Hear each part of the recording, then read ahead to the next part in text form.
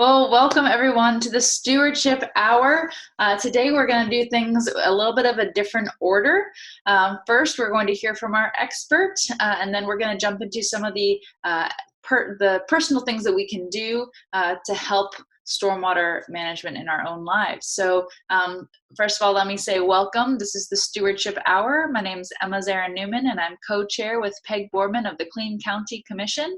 And we're so happy today to bring you this program of the Stewardship Hour, educating citizens about county initiatives about stormwater management.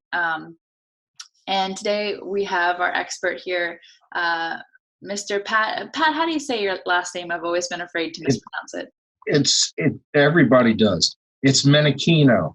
Menichino. All right. Well, Mr. Menichino, it's off to you. Thank you so much for being here today. Hello to everybody, and we'll get started. Stormwater management in James City County. Okay, so where did stormwater management come from? Well, it originally started with the 1972 amendments to the Clean Water Act issued by the EPA and the federal government. And from that Clean Water Act, they required that all surface water in the country have standards set for water quality. Then we had the Virginia Stormwater Management Act and Regulations of 2014, which required the implementation of best management practices. We also have the James City County Stormwater Management Ordinance, the Chesapeake Bay Ordinance, which was established in 1990, and they all require control measures to treat stormwater BMPs. So, what are the impacts in James City County to stormwater? And the largest impact, of course, is land development.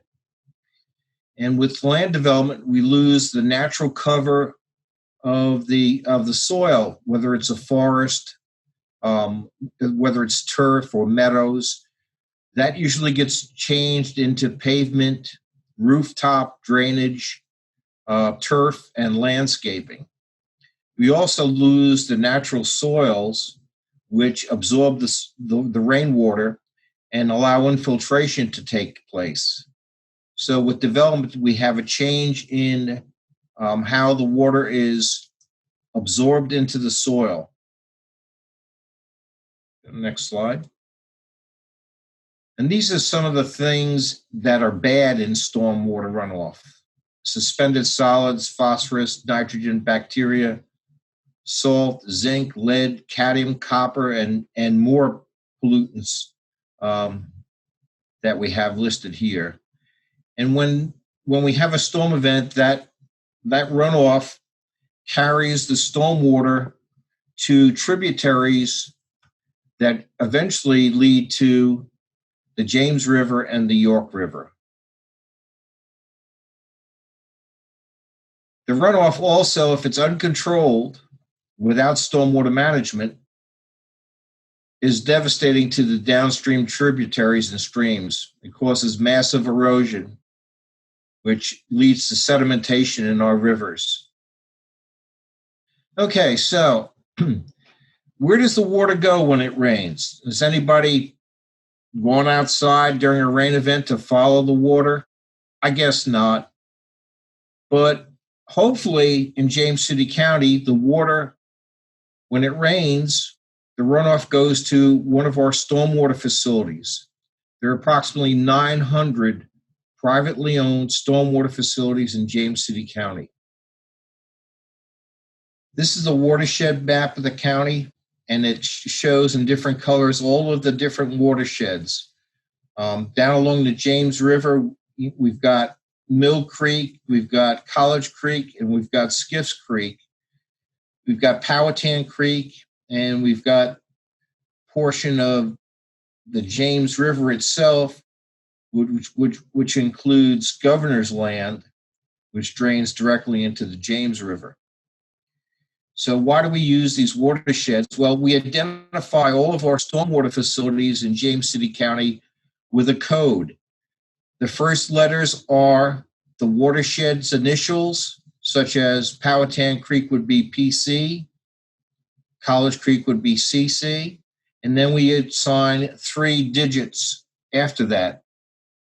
So we might have a stormwater facility that's identified as PC003, which would be the third watershed that was installed in Powhatan Creek.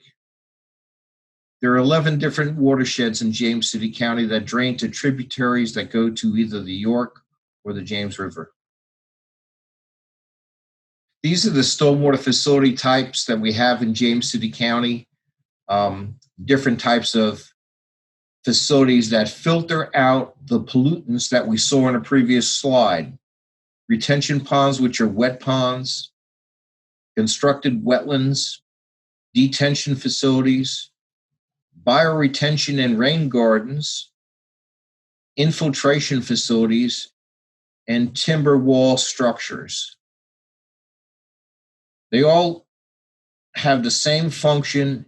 They all remove the pollutants from the stormwater and allow the excess stormwater in large storm events to pass through. So, sustainable stormwater management. Well, in Virginia, it's an alternative to traditional piping of stormwater, and it's the installation of features that will help filter the stormwater from the roofs, parking lots, and streets and other surfaces. DEQ in Virginia is encouraging people to do more infiltration of stormwater and more rain gardens and bioretention facilities. That's what they're leaning towards now. This is a typical retention pond in James City County, or called a wet pond, and it allows for the stormwater to enter it and for the particles and pollutants to settle out over time. It's usually a day-long or 2-day-long settling period where the pollutants will settle out to the bottom of the pond and the cleaner water will be discharged from the upper portion of the pond. And here we have rain gardens. We've used a lot of rain gardens in James City County at county facilities. These 2 photographs you see here are of the county office complex. We have at least 4 rain gardens, bioretention facilities here at the county office complex. There's 2 more. And they work very well. They infiltrate very well here. So that's the slide presentation. I'm open for questions you might have on any of those slides that we just saw or any other information. All right. If anyone has questions, feel free to unmute right now, or if you think of something later on, you can always type it in the chat and we can share that way. I'll just pull up my my PowerPoint here for just a second for us. I did want to share a resource. I have a question. Go for it.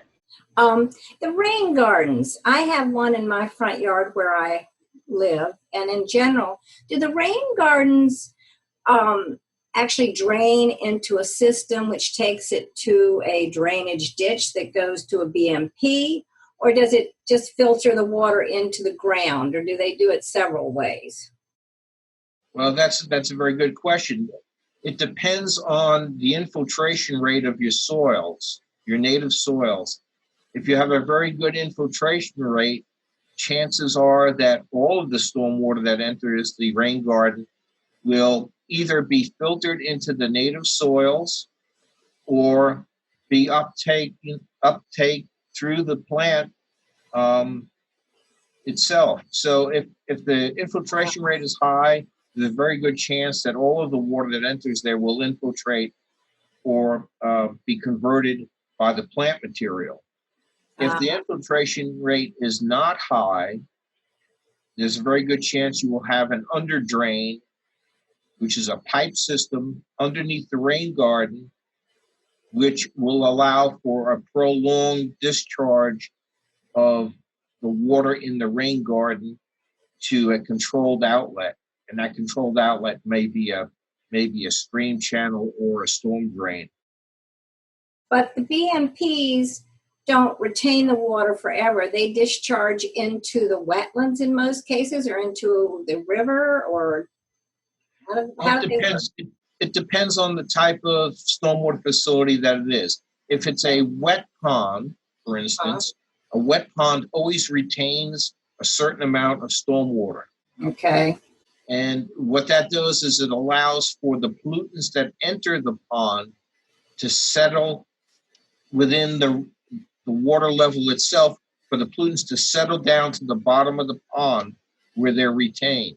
Okay. If the facility is a detention facility where the water is only detained for a certain period of time, then what happens is during the rain event, you have a slow discharge through an orifice pipe that controls the amount of water leaving the pond. And generally, it's a duration of 24 to 48 hours for that whole pond to drain down after a rain event. Got it. Okay, thank you. Thank you so much, Pat. Any other questions for right now? All right. So if you think of anything else, just put it on in the chat and we can get to it at the end.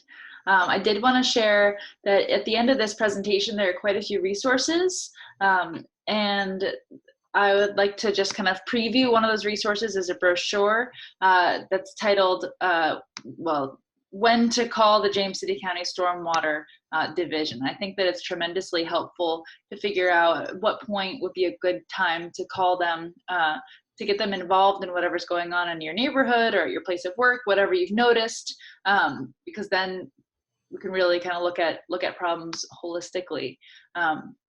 So it just educates about stormwater removal systems, puddles and ponds. This I found interesting. Almost 60% of the county's soils are flat and have poor drainage or high water tables. That's kind of an interesting statistic there.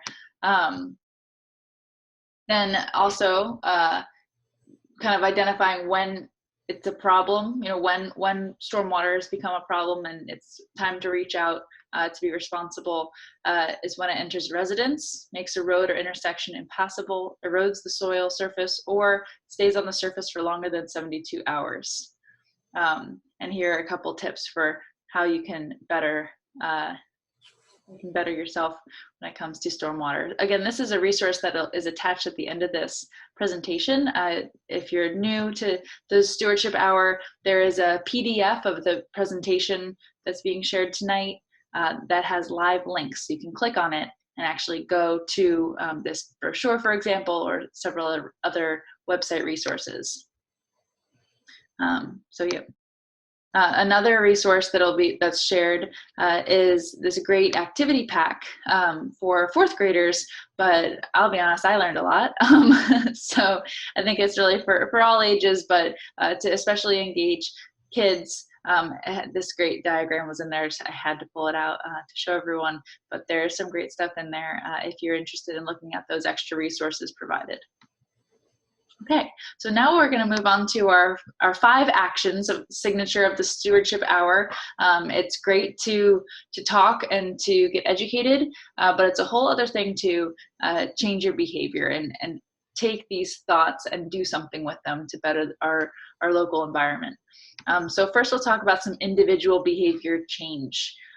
These are the 4 individual behavior changes identified actually on our county website for stormwater, but I really liked them. We were brainstorming what these individual behavior changes could be, and we kept coming back to these 4 categories. So the first one is be septic smart. Know what you're putting down the drain is allowed to be going down the drain. Recycle oil. Take advantage of those hazardous waste events that are run by VIPSA. Be smart about your septic. Be smart about what you're using your system for. The second thing is fertilize smart. It's a great idea to minimize or eliminate fertilizers altogether, or use alternatives at least to those harsher chemical fertilizers that could be really impacting our soil and our environment negatively. The third thing is all about rain gardens. I'll point out that all these words are purple because they're clickable once you have the PDF. So you can click this and it'll bring you to a website full of resources. Kind of like what Pat was talking about, planting rain gardens or using rain barrels, taking advantage of the resources we already have around us to better our natural areas. And the last one should seem obvious, but scoop the poop. Pick up pet waste. We're not really supposed to have that in our waterways the way we do. So make sure you pick it up. If you have a pet, please take care of it. That brings us to our second action, volunteer action. And there are three volunteer actions that you might want to take. Number one is talk about stormwater, talk about being responsible with our land, being good stewards of our yards and of the land we take care of. And word of mouth is a powerful tool, and it's an important part of public outreach. So educate your neighbors and your friends, and that might start with just sharing this video, which you'll have after this presentation. So you can hear, so you can share Pat's message with your neighbors. The next thing is come and plant with us. We have already, as Keep James City County Beautiful and the Clean County Commission has already been working with Pat and other members of the county to plant pollinator gardens around the county. And it's a little bit deeper than just pollinator gardens. When you plant a sustainable, healthy garden, especially in the areas that are retaining water, then you end up creating just a healthy ecosystem. So it's not just about the pollinators, it's about the stormwater as well. All right. And so in the survey at the end of this presentation, please indicate if you'd like to join us. I think the plan is spring. We'll be continuing to work on that. We've hit some road bumps with COVID in the last year, but we'll get out there. Yes. But yeah, indicate to me that you'd like to do that, and I'll make sure that you're on that email list. And then, of course, organize your own low impact development project in your own neighborhood or place of work. You can convince your place of work that, hey, let's look into rain barrels. Even little steps can really make a big difference. Our action number 3 focuses on contacting the powers that be. And for this, really wanted to emphasize, please contact the Stormwater Department whenever anything arises that is contact worthy. Again, that brochure at the end is going to definitely illuminate when that is. But something you can also do is apply for the Clean Water Heritage Grant. This grant is to promote the maintenance of privately owned neighborhood drainage systems and private stormwater management facilities in a manner that best supports the safety and general welfare of all county residents. So this is the link to the grant. If you click on this box, the grant application from 2020. So it's still, it's outdated now. You can kind of see what the grant looks like. And then here's the website that you can keep up with for next year's grant cycle. And our last, one of our last actions is to support the economy. I think that one of the best things we can do is, again, that word of mouth, public outreach. Talk to your favorite business, or if you're a business owner, think about your stormwater practices. Tell your favorite business that you care about best practices and that you want the best for their company as well. And you can educate them about the economic benefits of green infrastructure. Another thing I have to give a shout out. We have a phenomenal Clean Business Award that the Clean County Commission kind of runs. And every quarter, we like to nominate a local business in the county for the Clean Business Award. And we're trying to get even more visibility to those businesses who have won the award in the past. And it's a great way to get some free press and to be labeled as a clean business in terms of sustainable, green, and something that you might really admire how a business handles their stormwater management, and that might be what prompts you to go nominate them for Clean Business Award. But it's a little bit more in depth than that. But yeah, I feel like I always need to give a plug because we're trying to do some good things and promote local businesses, especially during this time. And the last and final action is sharing the video of the Zoom. At the end of this Zoom, we have an exit ticket. I urge every single person here right now to fill that out. And I will send the PDF to your email if you would like. Please pass it along to friends, family, neighbors, organizations. This video will also be on the county's YouTube channel. So here we go. It's time for our exit ticket. Everyone's favorite part of the Stewardship Hour.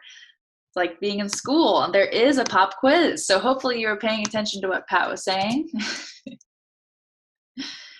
If you would go to the Zoom chat right now, there is a link that you can click on, and it will take you to our SurveyMonkey our SurveyMonkey survey, in which you can indicate what you're interested in being a part of. You can pledge to do good things, to take actions, and you can also leave some information there.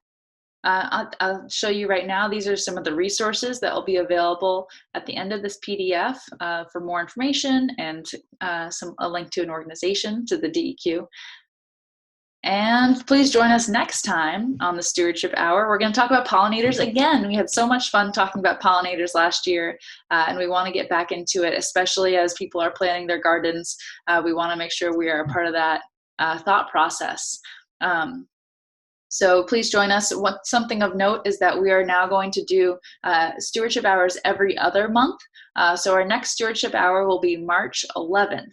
2021. So we will not have a February Stewardship Hour meeting, but we will be having a Keep James City County Beautiful meeting the first Thursday of next month. If you'd like to join that, you can indicate in the SurveyMonkey that you'd like to get those Keep James City County Beautiful volunteer emails and keep up to date on that. Does anyone have any questions for Pat before we sign off today? Thank you everyone so much for coming. Thanks for inviting me. Thank you for coming. Thank you so much, Pat, and thanks for coming, everyone. Thanks, Kendit.